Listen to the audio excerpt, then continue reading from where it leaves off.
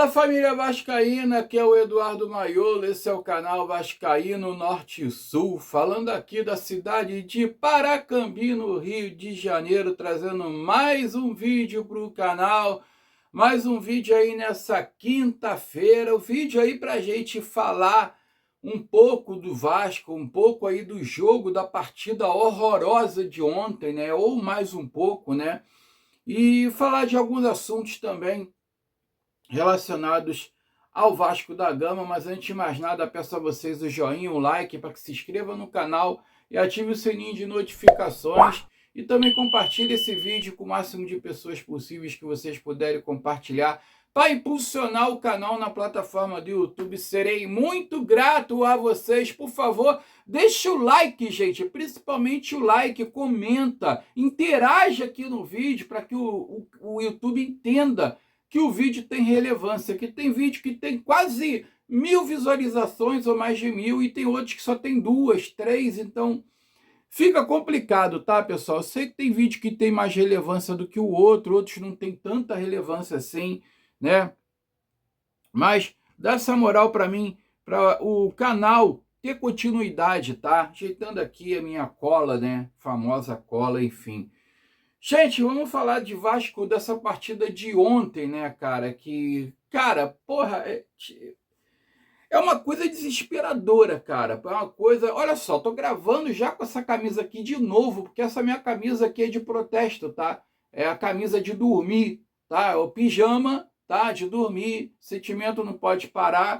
Que quando o Vasco perde o empate, ou joga mal da maneira que jogou ontem, né? E empata com um time ridículo que é esse Nacional, que esse Independente Medellín, não querendo desmerecer o time colombiano, tá? Mas, cara, o Vasco é uma coisa bizarra, cara, jogando futebol, porque são jogadores, cara, horrorosos, que não sabem acertar um passe de meio metro, não sabe acertar uma invertida de bola. O time até que produz, sabe? O time vai para ataque, o time tem posse de bola e tudo, mas não consegue concretizar uma jogada. E tipo assim, cara, a defesa do Vasco, ela é horrorosa. A defesa do Vasco, ela é horrível. Só o Carlos Cuesta ali, ele já detona mais da metade da defesa. O Robert Renan é o menos pior que tem ali na defesa vascaína. E fora os volantes, né, cara, que estão sempre entregando ouro. Quando não era o Hugo Moura, agora não tem mais o Hugo Moura, que foi embora, agora é o Cauã Barros que resolveu entregar a paçoca nos jogos, né? E quando não é isso, é o Alan Saldívia, que quando joga, e que ontem não foi relacionado, graças a meu bom Deus, também seria um outro lambão, né? Quando não é o Alan Saldívia que faz gol contra, ou que entrega a paçoca, é o Carlos Cuesta que faz gol contra também, que os dois estão disputando para ver quem é que faz mais gol contra, a artilharia do gol contra. E quando não é a defesa, é o seu Léo Jardim, que muitas vezes cisma de dar a bola na frente da área, de dar essa saidinha. Ontem ele fez de novo, né, cara? Sair com o pé na frente da área. Puta que pariu! Será que o Léo Jardim ele não consegue entender que ele não tem os companheiros de defesa confiáveis, cara? Será que ele não consegue entender essa porra, que ele não dá para confiar nos companheiros de equipe dele, cara? Não tem como ele confiar. Manda todo mundo para o ataque, manda todo mundo para frente, dá um chute lá para frente pro campo do adversário e deixa, cara, o meio-campo disputar a bola, cara, lá na frente. Deixa os atacantes disputarem a bola lá na frente. Não dá essa porra, cara. Bota uma coisa na cabeça, a não ser que o adversário, porque ontem o Independente Medellín, ele estava marcando com uma linha mais baixa. Não era um time que marcava com linha alta, era um time que saía muito no contra-ataque, como eles fizeram o primeiro gol no contra-ataque, né? Então, eles davam espaço para você sair com a bola curtinha. Agora, tem time, tu vai pegar time aqui no Campeonato Brasileiro, que eles vão marcar com uma linha mais alta e eles vão estar marcando a tua saída de bola. Então, Léo Jardim, não dá para você dar esse toquinho curto na frente da área, sair a bola com a mão na frente da área, dá um chute para frente, cara, faz o simples, faz o comum, faz o feijão com arroz, porque o time do Vasco é limitado, o time do Vasco é fraco, principalmente na tua defesa, tá? Principalmente na tua defesa. Porra, aí chegou um determinado ponto na partida ontem, no finalzinho, que o Vasco, cara, que tipo assim, o Independente Medellín, ele veio para ataque, ele perdeu a bola, entregou a bola de graça, tá? Acho que foi o Rojas, ele cortou uma bola na intermediária, tipo ali, entre a intermediária do Vasco e o meio-campo, aquele setor ali, que dá para tu puxar um contra-ataque, pegar o adversário todo desarrumado. Caralho, aí o Rojas, ele pegou e devolveu de novo a bola pro pé do adversário, cara. É impressionante, cara.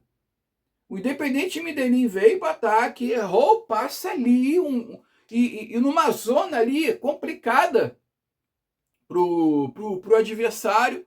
Aí o Rojas pegou a bola, em vez dele engrenar o contra-ataque para pegar a defesa dele desarrumada, não. Ele devolveu a bola para o adversário novamente. Aí o Independente Medellín veio de novo para cima do Vasco. Errou o passe de novo. Aí o Vasco recuperou a bola de novo e entregaram a bola de novo pro Independente Medellín. Puta que pariu, cara! O time não consegue puxar um contra-ataque, cara. Dá pra virar o jogo. Dá pra virar aquela partida ontem. Ele só tinha um moleque de 19 anos lá, aquele tal de Montanho, alguma coisa do tipo. João Montanho, que tava ali infernizando, que acabou com a defesa do Vasco. Só ele sozinho acabou com a defesa do Vasco. Aí o Independente Medellín veio de novo pro ataque, tentando vencer a partida. A sorte que eles perderam o time da jogada, que eles poderiam ter pego. Se fosse um time melhor, poderia ter pego a defesa do Vasco desarrumada, porque a defesa saiu jogando errado. Mais uma vez, né? E eles perderam o time da jogada, o cara teve que recuar, o outro lá deu um chute fora da área e jogou para fora. Nossa sorte foi essa, que senão, meu amigo, não, fatalmente o Vasco sairia perdendo aquela partida. Conseguiu um empate, né? Trouxe o empate para São Januário, vai decidir aqui. Agora, se não jogar bola, tá arriscado a perder essa classificação aqui dentro de São Januário, vai ser mais feio ainda. E se continuar jogando dessa maneira aí, tá? Fatalmente a gente pode cair para a segunda divisão, cara. Fatalmente, tá? Cara, e o planejamento é horrível. O planejamento do Pedrinho é horroroso. Horroroso. É horrível, tá? Afastou a 777, botou o time na recuperação inicial, tá querendo vender pro Lamarca. Beleza, cara, sou até a favor. Só que, cara, não precisa fazer um planejamento horrível do jeito que está fazendo, tá? Horroroso. Gastaram mais de 100 milhões de reais na janela do início do ano para contratar um monte de bagre que não rendeu, Brenner, Inestrosa, porra, até perco, cara, o nome da baranga. É Brenner, Inestrosa, Spinelli, que mais? Matheus França. Matheus França foi ano passado, mas entra no bolo também. Cara, os caras que não renderam, cara. Os caras não rendem, os caras não jogam bola. A gente perdeu o Rayante, perdeu o Felipe Coutinho, a gente perdeu o Verrete, que fazia gol pra caralho. Porra, e o Vasco não repôs pelo menos a metade da altura desses jogadores. O Vasco contratou 3 atacantes que juntam os 3 e não dá um Verrete. Não dá um Verrete. O Felipe Coutinho, com todas as limitações dele, né, de ele ser um jogador cansado, um jogador sem intensidade, né, um jogador, sabe, que ele tem habilidade, a habilidade do Felipe Coutinho não se discute, mas ele parece um jogador lento, cansado, não marca, é -1 sem a bola, né? Mas, cara, tá fazendo falta hoje nesse time do Vasco.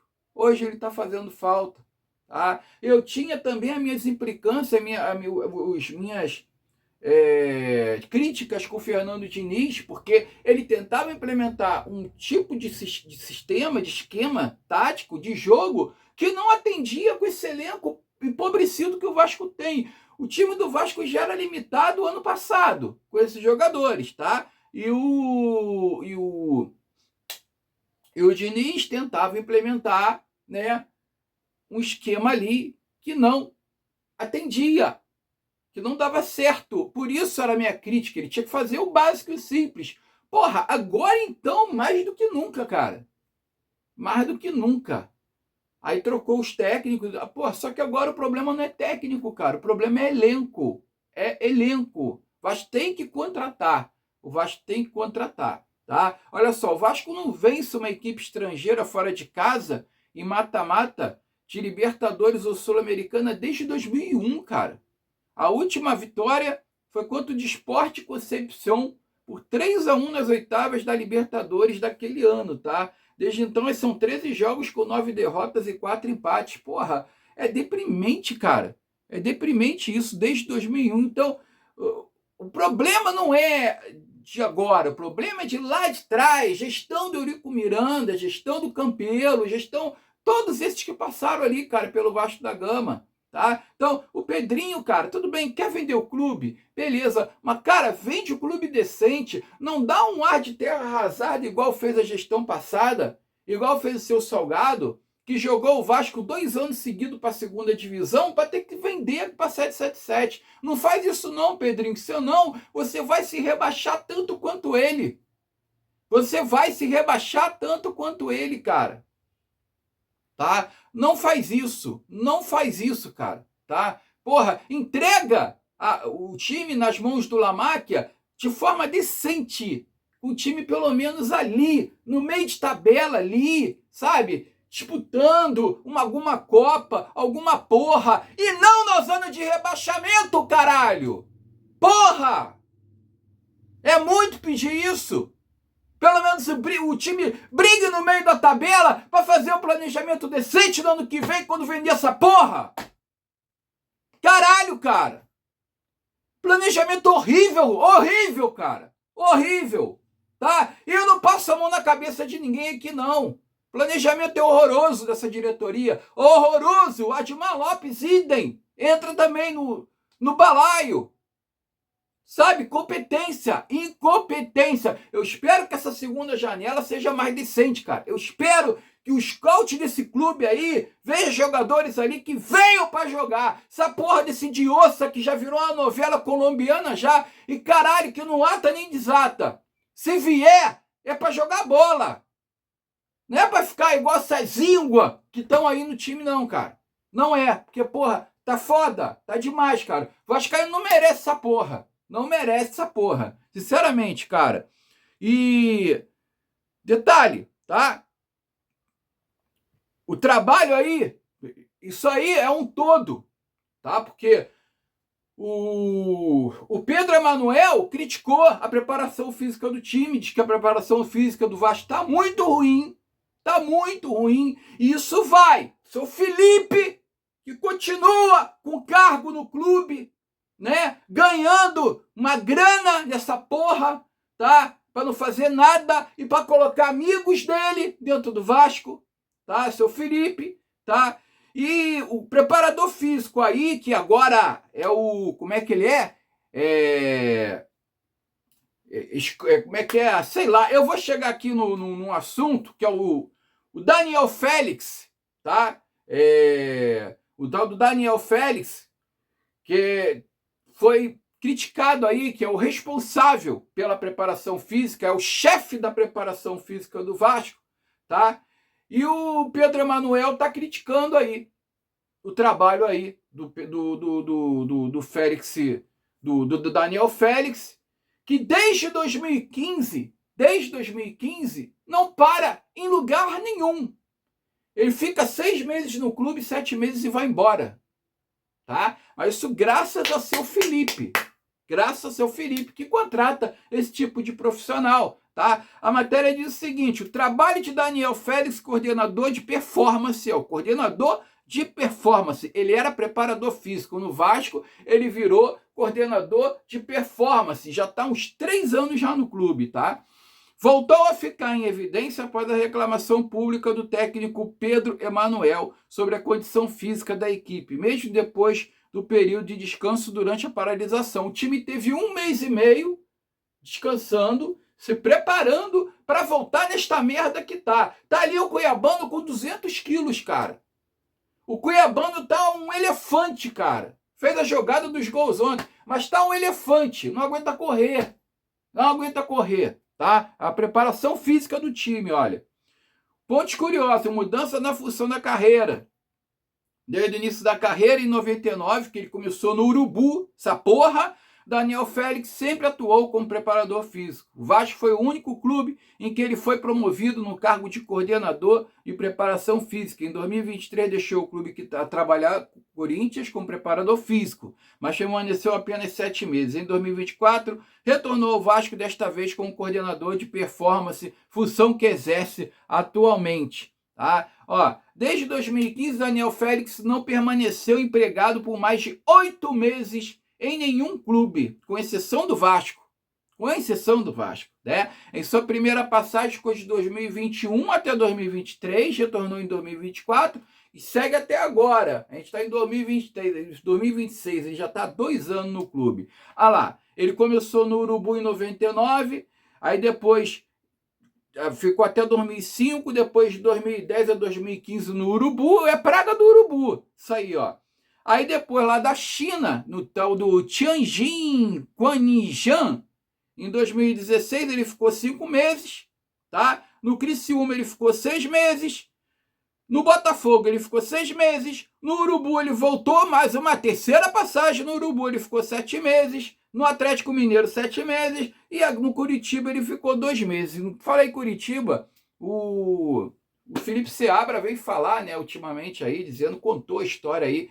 Ele falou que ele tinha que sair do Curitiba, mas de uma maneira tranquila, de uma maneira pela porta da frente, mais ou menos isso, resumindo, né? Porque ele queria que o Vasco resolvesse a situação com o Curitiba lá, da multa rescisória, né? E era uma das exigências dele. Aí teve uma foto lá dele com um representante dele tomando um vinho no restaurante, depois que tiveram uma reunião com o próprio Vasco e tudo, aí aquilo foi para as redes sociais, pegou mal para caramba, aí ele explicou que era para mandar para as esposas deles e tal, enfim, né, mas água passada, página virada, vamos continuar aqui o assunto. Aí no Vasco ele voltou em janeiro de 2021 a maio de 2023, 2 anos e 5 meses, tá?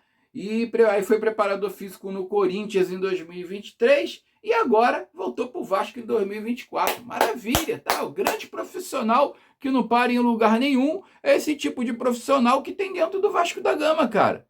Tá? Aí você pergunta o porquê que o Vasco está assim, dessa maneira, o Vasco se arrasta dentro de campo, tá? É uma merda, tá? Ninguém, sabe, ninguém ali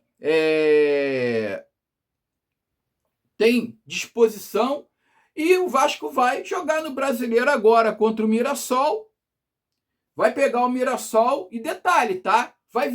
Virou jogo de 6 pontos, porque o Mirassol está na 18ª colocação com 19, o Vasco em 17º com 20. Então é jogo de 6 pontos, amigo, porque se o Vasco perder, e o detalhe é que o Remo joga com o Corinthians hoje, lá no Itaquerão. O Remo, que está com 18 pontos na 19ª colocação. Se o Vasco perder para o Mirassol, fatalmente o Vasco pode cair para 19º, para a penúltima colocação no Campeonato Brasileiro. Então a situação do Vasco é periclitante.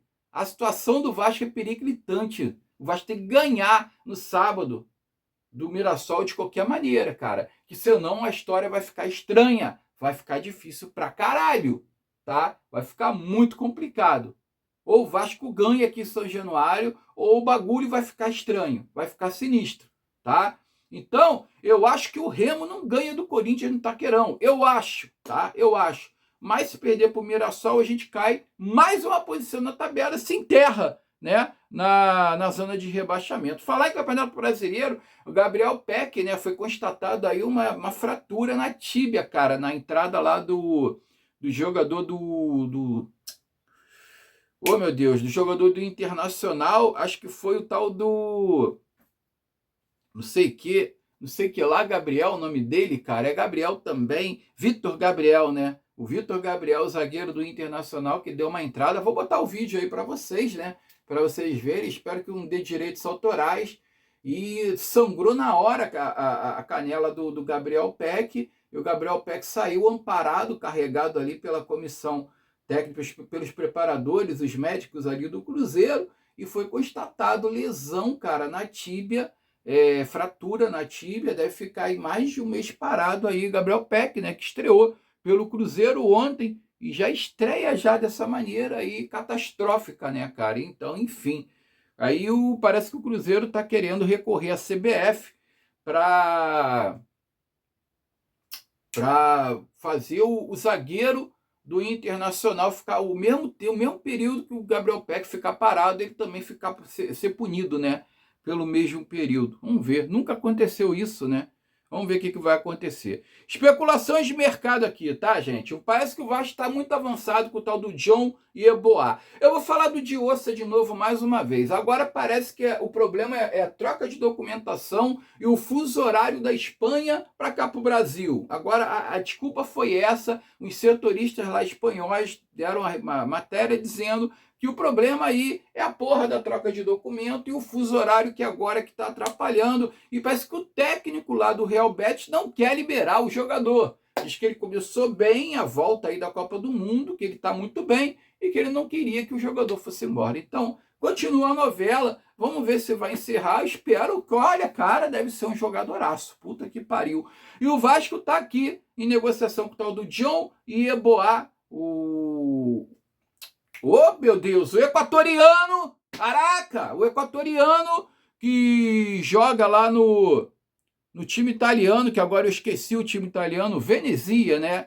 O Venezia diz que está muito adiantado as negociações, que talvez tenha aí novidade. E a outra especulação é o jogador do Cruz Azul, o meio atacante Christian Eberé, nigeriano aí, e parece que o Vasco está monitorando, né? A diretoria do Vasco vem monitorando aí o jogador, só que o clube mexicano diz que oficialmente, né, não chegou nada, mas parece que o Cruz Azul está aguardando uma proposta vascaína aí pelo nigeriano meio atacante aí, o Christian Eberé. Eu não conheço o Ebere ou é Eberé, eu não conheço o jogador. Enfim, se vocês conhecem aí, coloca aqui nos comentários, porque eu sinceramente eu não conheço.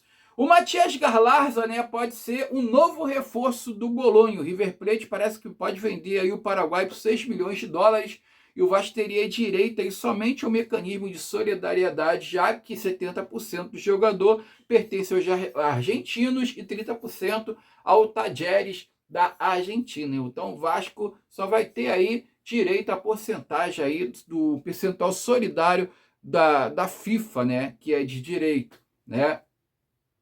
E já falei do Diossa aqui já para vocês. Enfim, mais dinheiro aí que pode entrar nos cofres do Vasco, mais uma merreca que pode entrar aí pelo Matias Galarza, que até se destacou aí na Copa do Mundo, né, pessoal? Pessoal, olha só, falar aqui do VAR aqui, né, gente? Só uma curiosidade aqui, o VAR, o impedimento semiautomático, né, vai ser implementado no Brasil. No jogo do Vasco aí com o Mirassol, vai começar o impedimento semiautomático. Só que ele tem umas diferenças do semiautomático da Copa do Mundo, tá? Primeiro, a bola daqui ela não tem chip. A bola da Copa do Mundo tinha chip, o que facilitava, né, a vida dos bandeirinhas, tá? O sistema da Copa do Mundo tinha câmeras ao redor do estádio, né? E recebeu um upgrade por causa do chip. Então lá na Copa do Mundo eram de 28 a 32 câmeras, tá? De alta resolução e que na visão da empresa responsável compensava a ausência do chip. Aqui, aqui vai ser 28 a 32 câmeras. Na Copa do Mundo eram 16 câmeras que trabalhavam com um frame de 50 frames por segundo. No Brasileirão será utilizado aproximadamente o dobro, 32 câmeras em cada jogo, com imagem de 4K e 100 frames por segundo. Dessa maneira, o sistema cria uma réplica digital do confronto, então não precisaria do chip na bola aqui no Brasil. Então, com mais aparelhos, o sistema do Brasileirão consegue captar mais informação. A comunicação com os assistentes, tá? Na Copa tinha uma velocidade de impedimento semiautomático, os assistentes eram comunicados em tempo real e orientados a levantar ou não a bandeira. Era o sistema de erro zero. Aqui no Brasileirão, não. Aqui no Brasileirão, os bandeirinhas continuarão trabalhando com auxílio prévio da tecnologia, portanto, a marcação do campo prevalecerá até o fim da jogada. Ou seja, se o juiz de bandeira vê que foi impedimento, ele vai levantar a bandeira, vai dar o impedimento e o semiautomático vai corrigir depois, né? E entre ação e depois para validar um lance. A velocidade de entrega da empresa do contrato pela CBF promete entregar a imagem digital final, comprovando impedimento ou não em segundos, né? Diz a matéria. Diz que a tal da Gênios, que é a empresa contratada pela CBF, também opera na Premier League, no Campeonato Mexicano. Vamos ver se esse semiautomático vai dar certo aqui ou se vai continuar as polêmicas, né, cara? Ou se ele, de repente, ele vai funcionar para alguns times e para outros times não, né? Vamos aguardar o que vai acontecer aqui, né, cara? Porque aqui tudo é difícil. Agora umas curtinhas aqui de última hora. A venda de ingressos para o primeiro jogo da semifinal da Copa do Brasil contra o Flu-C já vai começar a ser vendido hoje, a meio-dia, já começou a ser vendido. O jogo que vai ser no dia 1º/8, no sábado. E detalhe, né, cara? Depois do Vasco enfrentar a segunda partida aqui contra o Independente Medellín, o Vasco vai ter mais uma decisão pela frente já no sábado, tipo quarta, quinta, sexta, sábado, 3 dias depois, né? E o setor norte aí está na faixa de R$ 120, leste superior misto 140, leste inferior misto 160, oeste inferior misto 200 e Maracanã mais 700. Quem quiser ir ao jogo no sábado, eu não posso que eu vou estar trabalhando, vai ter que desembolsar no mínimo aí R$ 120 aí, tá, pessoal? Então, esses são os valores. E para acabar aqui o vídeo, para terminar, o José Roberto Lamarque afirmou que fará tudo que tiver ao seu alcance para reforçar o elenco do Vasco caso a compra da SAF seja concluída. O empresário reforçou o compromisso de investir no clube, mas ressaltou que tudo dependerá da conclusão de processo de venda e das questões jurídicas que ainda envolve a negociação. A expectativa é que com a concretização da SAF, o Vasco tenha maior capacidade de investimento para buscar reforço e fortalecer o elenco. Tá aí o Lamarque é pai, prometendo reforçar o Vasco depois do Vasco, que o Vasco for vendido aí para a família Lamarque, né? Vamos aguardar, porque isso não vai ser agora, isso vai ser para o ano que vem, que estão especulando por aí, né? Mas se tudo der certo, se tudo correr bem, a gente fica aí, né, cara, aguardando aí as coisas acontecerem no Vasco, o Vasco ser vendido, não ser vendido. Agora parece que a oposição vai arrumar um investidor aí para bater de frente aí com o Marco Lamarque, para disputar com ele, porque vai ter aí o UPI Equity, né? Então vai ter que se abrir ali uma licitação, uma concorrência. Eles estão dizendo aí que vão vir com o investidor para fazer uma proposta maior. Puta que pariu, cara. É tudo pelo poder nesse clube, cara. Meu Deus. O vascaíno não tem paz, o Vasco não tem paz em momento nenhum, cara. Eu quero ver quem é esse investidor que a oposição vai arrumar para bater de frente com o Lamarque aí na concorrência. Só estou querendo ver quem é esse cara, da onde eles vão arrumar esse investidor para oferecer 1,5 bilhão, com todas as garantias que vão ser exigidas pela justiça. Eu quero ver o coelho da cartola que eles vão tirar aí de última hora, cara. Estou muito curioso para ver isso daí, cara. Fiquem com Deus, saudações vascaínas, desejo a todos aí uma quinta-feira abençoada. E eu fui.